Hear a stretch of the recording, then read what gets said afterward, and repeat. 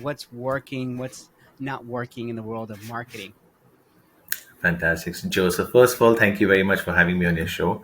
So there are a couple of things that has been working for me professionally and personally as well. And I wanted to probably start out by saying there's a particular thing that has really worked for me called listening, which we as individuals really need to do that, which we haven't done for a very long time. So that's something that has really worked for me for over almost 15 to 18 years now. And listening comes in many shapes and forms, right? Whenever I join a new organization, I ensure that I am always on the listening mode and then carry on with that. And there are different forms. So, for example, listening to your stakeholders or your team members, it could be to your customers when we typically do customer NPS surveys and so on and so forth. And that's something which is really important. And it's as humans, we typically have a tendency to just go ahead and give our point of view without even going ahead and actually listening to the individual or what the conversation is all about. And I think I really have, it has helped me quite a bit because I've been on that side. And giving an example, when I joined a particular organization about 5 years back, and on the second day itself, I was in a QBR session on, I think the third day maybe. And obviously, QBRs are typically on the fiery side. And whenever you have a new head of marketing there, and yeah, there'll always be 1,001 things what's worked, what's not worked, why, and so on. And that's the time when you really need to listen and where the business pulse is, what's it's going, which individuals are there, what are they talking about. And I took a pretty straightforward stance on listening. And then there was this question from the president, Gautam, why aren't you saying anything? I said, everyone is saying, and I'm listening, and that's an art. And I need to really understand what exactly is the issue before I even start saying anything. And he was a smart guy. He understood exactly what I was saying. And he said, okay. And he kept quiet. And then he didn't pester me at all. And towards the fag end of the entire QBR, when it was my session, that's when I started talking about things and stuff like that. And that's where they appreciate it. And that brings about a kind of a bond between the team members as well. Okay, the individual is not here just to say things, but there is a reasoning behind what the individual is saying. And it just helps the individual or the other team members to take a pause and listen to you as well, because you've done that justice to them. So I think that's really helped me quite a bit in the past. So that's the first thing that I'd like to share. Yeah, no, I think this is something that I'm trying to improve. My wife says I'm terrible at it, so I'm trying to improve my listening skills. I think the podcast has been very helpful for me because you have to listen. If you zone out for 1 minute, then it's only happened once or twice over 100 episodes. But yeah, and I like your story because too often people are just trying to get their point of view across without listening and understanding. I guess for me, the struggle has always been how do you manage both sides? Because to your point, I've been in a situation where bosses will say, "Why aren't you speaking up more?" Particularly if you're at a senior Yeah. role. Yeah. So, how do you balance that when you're expected, maybe as a senior leader, to drive things, but you're listening at the same time? That makes sense. No, absolutely, Joe. I think that's where another factor comes in is trust, right? And managing expectations. And I think it's really important that when you join a new organization or when you are in a leadership role or when you jump to a leadership role, you establish those things that what the trust factors between team members, and I'll speak about it a little later, but what the expectations are out of you as well. And striking a balance is absolutely, it is difficult and there's no silver bullet to it that, hey, this is where you should be. But understanding the opponent or who you're conversing with is equally important. Now, if the other individual is very jumpy and wants to get some actions done, then hey, you need to adapt accordingly. And that's where adaptability comes into the situation and the individuals, because you can't be the same with every individual that you're referring to. If there's someone who likes to just float on things that they have done in life, fantastic. Listen and then give some solution. If someone just is a complainer or is pessimistic, always listen, but at the same time give some hard facts as to why those things are. So I think before any session or meeting or discussion, I personally feel one should be well equipped on what that conversation would be like. And if you do not know, then always have an excuse. Okay, let me come back, take notes, and do come back, because when you come back with a solution, that's where the trust factor brings is improved tremendously between those individuals. That means all team members itself. But if you don't come back, then it's again, it goes back to point zero. So I think that's where you have to try and strike a balance over here. But there's no silver bullet, to be honest, that this is how you are going to behave. But yes, you need to have your voice heard, as you to your point, right, when you get into a leadership position. But at the same time, you need not be the first person in a leadership meeting to get your point heard. That's where the art is, on where you interject, where you stop and then assert on certain things. But it comes with practice and I guess with some experience as well. Yeah, I think it makes sense. I was speaking with the chief customer officer at Prudential last week, and he was telling me when he's in a meeting with all his employees and he's usually the last one to speak for a myriad of couple different reasons. One of which is he wants to make sure that everyone has had their voice heard, and also he's able to absorb all the information and then Yeah. give his point of view or his stance or solution at the very end. So I thought that was an interesting way of doing it because not many leaders will do that. They'll want to Yeah. jump in early on, but I think that was a smart way. Absolutely, and I completely agree with that. And this also comes in when we do customer NPS surveys, an example on that front. And we do that because we want information from our customers. And by and large, what I've seen most of the organizations do is that they do the survey, they hear from the customers on whether the company, product, interactions, and so on, and nothing much comes out of it after that.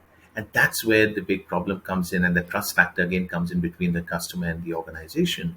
Because if there's no outcome to that, the customer will feel, why should I give any information henceforth? Because obviously the organization doesn't care.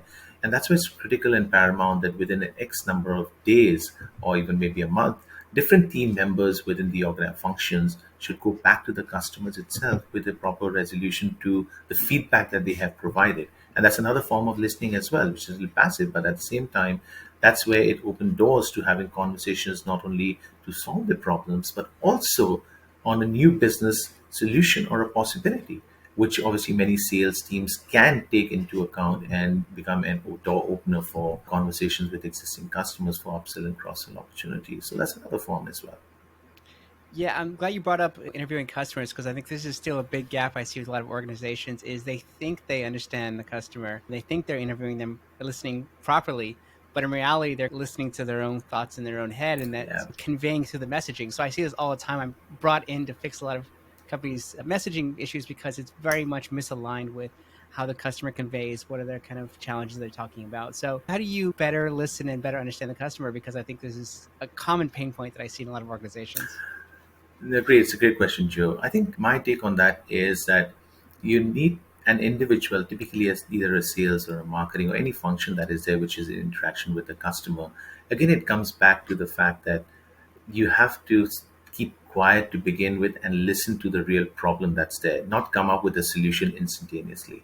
Because what happens is you need the customer to vent out their either frustration or even if they are praising you for something, take that in and celebrate that as well. So both ways. And I think to take a step back, hold on to your information or even not say anything is great, where you start seeing when you have that conversation with the customer, their tone slightly keeps changing. When you start interacting in a more positive tonality in your voice itself, it's very important. Right? Also, your body language, your tone of voice, these things make a lot of difference when you're speaking to a customer. Now, if a customer is really cheesed off on particular things, absolutely acknowledge, because that's the first thing, right?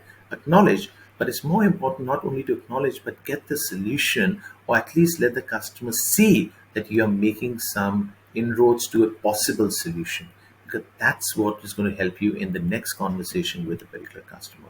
I think that's the part that we typically miss. We feel that it's one conversation and we're done with, my job is done. But no, it's a journey. It's a continuous journey with that particular customer. Even though you might be a sales guy, that customer may not be a customer of mine in the next 6 months or 1 year.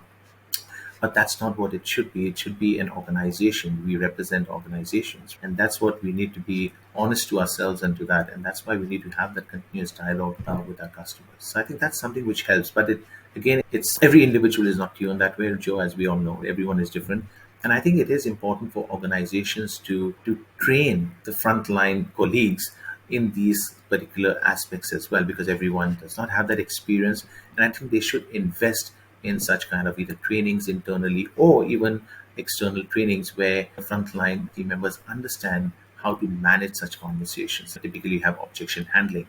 And this is another way of looking at that and seeing how we can better serve our customers or have other interactions with our customers. I think it's a very good point. I'd love to see more organizations doing that training as well too. Not only listening, but I think empathy. I was just speaking with a Sure. chief revenue officer about an hour ago, and he was constantly talking about when there's misalignment or friction within his team. He always asks the question, "What's in it for them?" or "What's in it for me?" kind of thing. So why would they do something that is not in their interest? And how you can think about it from that point of view.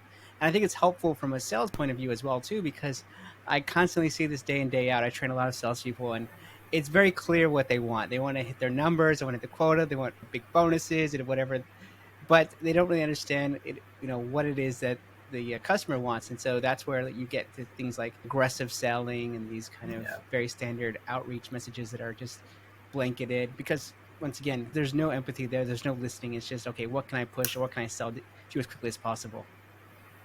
No, I agree, 100% agree with you. And I think it's just the nature of that function, which is the sales function, that, yeah, I need to meet my, and that's what it is. That's what I'm measured on. And I think if organizations need to change that, typically what we say is compensation drives behavior, right? And that empathy level and the soft skills have to be trained. Everyone doesn't come with that. And that's where, as I rightly agree with you, that organizations should invest, and this should be part of their compensation model, because the sales individual will think very differently. That's what they're measured on, whereas other functions are measured on something different. So I think the end goal will determine how you're going to reach that particular goal. And that's the part which I think few organizations have got taken that path, but most are struggling with that, because for them, everyone is a quarterly number that I need to meet. And that's what is there in each and every salesperson, that if I don't meet, then yeah, it's a problem for the organization. So Yeah, I it's a think, work in progress. yeah, absolutely. I think it goes hand in hand. The better your empathy and the better your listening skills, the better you are as a Yeah, seller. I think so, but just my point of view. I I, concur. I concur completely. I'd also love to hear what are some of the things that are maybe not working, that maybe not necessarily your role, but like you've seen not working in other organizations, other marketing teams.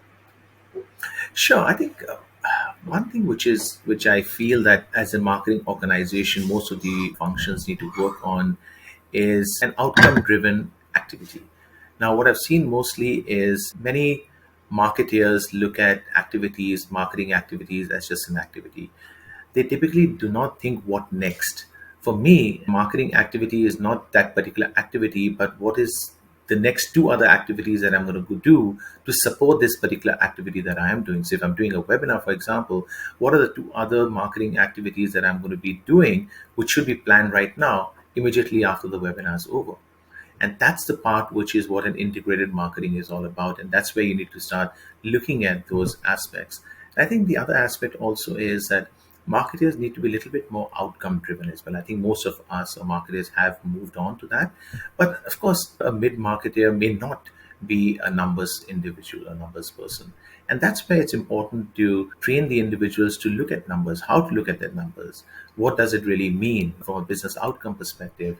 Need to be transparent with our team members as well. And the transparency does not come by just sharing the numbers. What does it really mean? And those are the things that a typical manager should take on as part of their responsibilities, to ensure that the team members are looking at the outcome and then devising what needs to be done. It's not the activity and then decide on what the outcome would be, but looking at the reversal, what are we trying to achieve, and then create those multiple integrated programs, marketing programs, which will help to achieve that.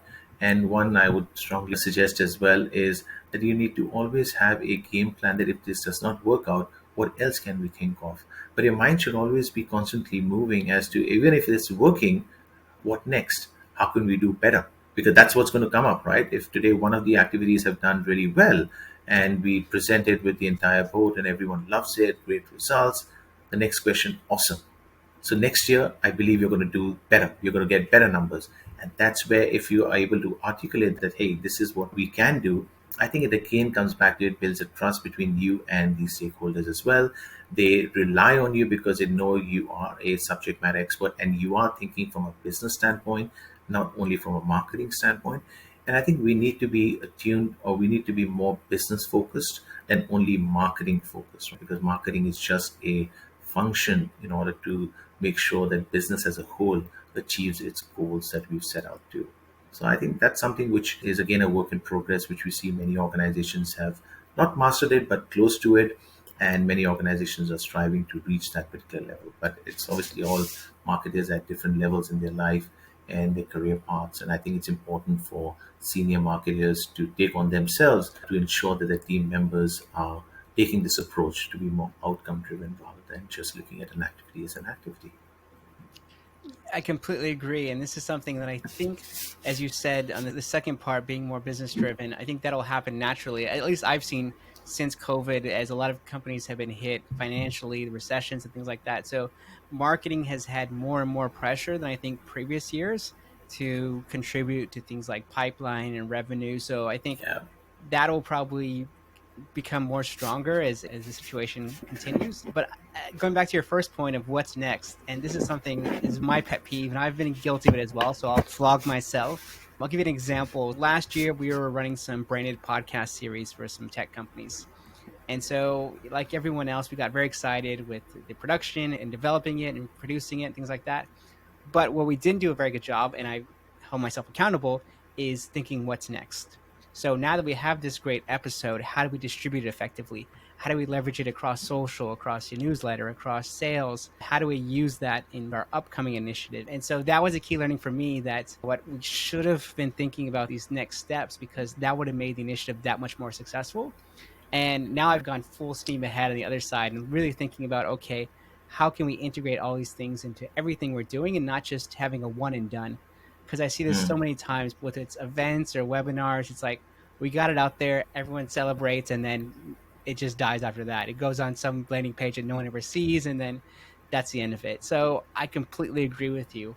I guess the question is, how do you get people thinking in that point of view when they're so driven to just complete a webinar or a trade show or whatever it is? That's their final goal. Sure. So the way I look at it is that I think every individual should have this as part of their learning curriculum within an organization or part of their education for the organization itself. So, what I mean by that is, and again, it becomes the job of a manager to entrust this particular aspect in for team members. Now, like I said, every team member, whether it's a junior marketeer, mid-tier, or a senior one, may not know what needs to be done because it's their ecosystem that they have been working with. So, for example, in the past, the profile or company, if they were working on just their own role itself, they may not have the aptitude to think ahead, which is not wrong because that's what the experience was, right? And that's why it's important for marketers or senior leaders to actually come and assess where their team members are, at what juncture they are, where the education or the learning is required, and then bring that together. And it's not a one time effort itself, it's a journey again. So the way I look at it and I break it up is in your team meetings, try and share numbers. Give examples of what can be done because sometimes it happens that, hey, I need an integrated marketing plan. Does not mean the individual or team member or colleague can provide an integrated marketing plan. The reason being is the person is not exposed to such a plan or the person may not know what needs to be done. And that's where the experience comes in as a senior leader, where you can give examples and solutions. Hey, maybe once you've done this, these are the few things that you could have done. Second time and third time, or if you have your manager and manager's manager as well, explain to them, but also look at working with them and getting them some online trainings to get that stuff done. So you have to be, excuse me, hands on in that sense because that's a knowledge that you have and knowledge is there to be shared. Simple as that, right? If you're going to hone on your own knowledge that you've amassed over 20 years, then it's of no use. And I think that's where it's a constant journey which is there. So I think it's very important to have a development plan for each and every team member. And this should be part of the development plan to have an outcome driven approach as well as to see as what next, right? And what next may not be on the activity. What next would also be, this is working fine. This activity is doing really well. Great. But if I want a different outcome, what can I do beyond what I'm doing to achieve a different outcome? Because if I'm trying to achieve a different outcome from a business perspective or a marketing perspective, and I keep doing the same activity or activities, the chances are very low that I'm going to get the same or rather better outcome. And that's where one should not be scared or worried to experiment, to try something different, try something new. And we realize over the years, Joe, that many uh, colleagues and leaders say that, yeah, good to experiment and good to be out there. But genuinely, are they? Because everyone is again measured on that outcome. And that's where you need to strike a balance and you need to build that trust with your team. Hey, I am okay. I'm genuinely okay. Make that mistake, that's fine. But move on. Let's move on. If that mistake is not good, move on to another thing. And that's a trust factor which also comes in. So it's intertwined with listening to the problems that you have, building a trust factor, being a little more outcome driven itself, as well as looking at how you can enable your team members to reach that where you want those team members to reach to. Absolutely. When you were speaking, I was thinking through a specific leader of mine. I won't call him out, but he does two things very well. The first of which is going back to your point about sharing knowledge. So before, for example, they're running a webinar, he's developed like this checklist of things you need to do pre, during, and Right. post. So it's very systematic. Even if you're fresh graduate or senior executive, it's very easy for you to follow that. And obviously, he's optimizing on a regular basis, but it's like dummy proofing the entire thing. So I think he does that very well. The second thing he does very well is give a lot of good feedback after a session. So, for example, we've collaborated on multiple projects with him, and even me, I think we've done 100 episodes. This must be fantastic. But he's always, have we thought about doing this, or can we explore? And that kind of pushes me to think about it from a different point of view and constantly up the game. So I think those are two things that he does extremely well, and I think why his team probably loves him. Fantastic. I'd love to catch up with such leaders because honestly, such leaders are important to change the perception of marketing within the business forum as well as within the teams as well, where you really share your knowledge and ensuring that you push the boundaries, because without pushing the boundaries, you don't know where you can really reach without trying those out. So great. I'm glad that you got up with such, or you are interacting with such individuals. Yeah, yeah. I'm very lucky. Our clients are very smart, much smarter than I am. So they teach me as much as I like to hopefully teach them. So yeah, I'll introduce you guys. And the other thing I want to get your thoughts on, it's a little bit of a curveball, is you're talking about experimentation and things like that. I'd love to hear your thoughts because this is something I see day in and day out when it comes to B2B content and Mhm. creative is everyone's following the exact same formula. It looks like they've just copy and pasted the same template across different brands. And I'm wondering from your point of view, why do you think that is? Like, is it that they're afraid to step out their comfort zone, that they may get reprimanded internally if things don't go? I'm just curious why very few B2B companies and marketers are willing to try things a little bit different. So I think you hit the nail on the head, and those are the reasons actually why they do not want to try. One, yes, they are scared. What if it doesn't work out? The others is, if it does not work out, will my manager think any different of me? Even though the manager might say that no, it's good to experiment, will the manager think different of me? So it's the inner inhibitions that restricts us to achieve what we have the full potential to achieve. And that's where I strongly believe that a true manager or a true mentor, a manager is different than a mentor, as we all know. A true mentor will spend time with the team members to remove those individuals' inhibitions, to try different things and get things done in a different format. And I think that's the important part. You need to have individuals who help others to break that barrier itself, because inherently, if we've been doing the same job again and again, we ain't going to change unless and until we see something different or there is an event. And we are really worried that difference does not mean, when we do things differently, it does not mean it's going to get you the desired outcome. That's okay, but at least you've tried something different. And that's what we as individuals are usually scared of. And if you remove that barrier of being worried of the outcome, what it may happen, then you'll start seeing people being a little bit more creative, people being a little bit more innovative. And innovative and creativity does not mean it could come in from doing new things. It also could be optimizing an existing process. It also could mean that you've optimized and you've got a separately different outcome to that.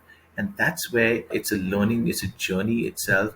But what typically happens in a business scenario, it's good theoretically, but what happens in a business scenario is, if a leader has 20 team members and so on, the leader may not have enough time to spend time with the entire team members. And how does the leader practically help the team members?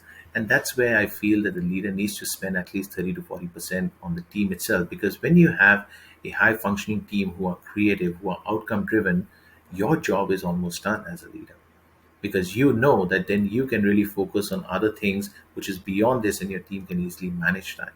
And but you need to invest in this as a leader itself in order to get it done. But then leaders also have to attune or think, start thinking on those terms.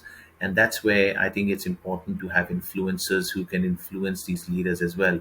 Hey, this is the path that you should take. Probably from a business standpoint as well, this is what you need to do it. Because as individuals, even though you're a leader, but we learn every day. We learn every day, and we learn what is different. And one thing which I've realized over the years is that as leaders, many think that we know it all. But hey, wake up. We don't. There's so many things that we do not know, and there's so many things that we should know and we can get to know. And that's something, once we are curious, once we are those kind of individuals where we are curious, where we want to do things differently, what next, then automatically our mind starts shaping up this way. And I think what has helped me also is spending some time with myself. That is really important. Giving me some time to either read or to interact speak about non-work related things, spending time with family, and we mostly think that hey, work is everything. But believe me, it's not. When we interact, when we separate ourselves from work, we start really educating our mind on things that are out there, which will help us to do a better job at our work as well. And I think we need to give time to ourselves in order to be better individuals and leaders as well, which many of us are guilty of, unfortunately, because we try and blame it on the business. The business demands us to be the 120% absolutely. But hey, we are humans, we are not machines, and we need to evolve as well. But you need to take a step back, learn, and then start performing in different. I my ideas came the exact same way. Most of my best ideas, if I call them best ideas, come through me doing things that not related to work. So either cooking or walking or some kind of exercise. That's where the best ideas come from. And like I said, taking that time to turn your brain off, because like for me, I focus 110% on work, but then when I'm outside of that, then that's when my brain flows around, and that's where the great ideas. Another thing that I do, and I do the same thing for clients, because give an example, I was doing a content strategy for one of the top ranked universities in the world. And they asked me, okay, can you look at our competitors? And I said, yeah, I can do a competitive analysis, but I've honestly done it and they're doing the exact same things you are. So let's broaden our kind of view and look at not only say the top tier universities, but also the fast growing education tech companies. What are they doing? What are some of the best practices in content in general? So we leverage HubSpot as an example. And how can we weave that into education? Because no one is really taking that approach. So even for me, I probably look less and less at different organizations for inspiration. I look at content creators, I look at Netflix series, I look at TV shows, popular movies, and say, okay, how can I weave that into what I'm doing? Because Yeah. if I follow what everyone else is doing, then it's going to produce the same stuff. And I think that's what's we're seeing on LinkedIn a lot, unfortunately. And so that's my way of breaking free from the mold, is looking at these outside kind of pop culture references. No, absolutely, Joe. And you rightly said, I think where we are really guilty of, most of the marketers out there, we don't focus on content as much. We just feel that we can create content and it'll just come by. And that's where the gap is. I think as marketers, we need to have a content strategy, and it has to be a strategy as to really look at what the tone is, who you're interacting with, what it is, and it is a thought of process. It just can't be just create it and get a content writer just to create it. You really need to think it through on what's going to impact based on who your target audience is, what the personas you're reaching out to, the product you're selling, and even there might be a competitor same product, but there's a differentiator. How do you bring out your differentiation between your content itself, which will be is where you need to think about it. And you can't do it just in a half a day or just sitting down and getting someone giving a brief and getting it done. No, it's a proper workshop. You need to get multiple teams involved, not only marketing, the product, sales, business development, inside sales, business, and then you can go ahead and create that content strategy. And absolutely critical to any success in a marketing function, which is really important. So I'll give you an example. I won't say it was a success, but I'll just give you an example of what I did slightly differently. It's in one of my organizations that I was working for. As you rightly said, everyone's doing the same thing. There's webinars, there's paid media, there's digital activities going on. And me being curious and figuring out what next, how can we be different and stuff like that. And obviously I've lost my hair because of that as well. But yeah, being curious and figuring out. And then I said, okay, let me have a chat. And what we don't realize is that we can't come up with solutions ourselves all the time. Yeah, and that's important, where we need to speak to individuals and like-minded people to come up with solutions. So I rung up a couple of agencies in the industry who I'm well acquainted with and said, let's have a brainstorming session, that this is what I want to achieve, this is my end goal, which is important to know. This is what I'm trying to achieve. How do we get there? But we should not be doing ABC, because we have been doing and our competitors have been doing. So great. So that was the kind of brief for all of us, including me. And we sat down on multiple sessions. And I think there were about 6 or 7, at least phone calls, 2 or 3 conversations.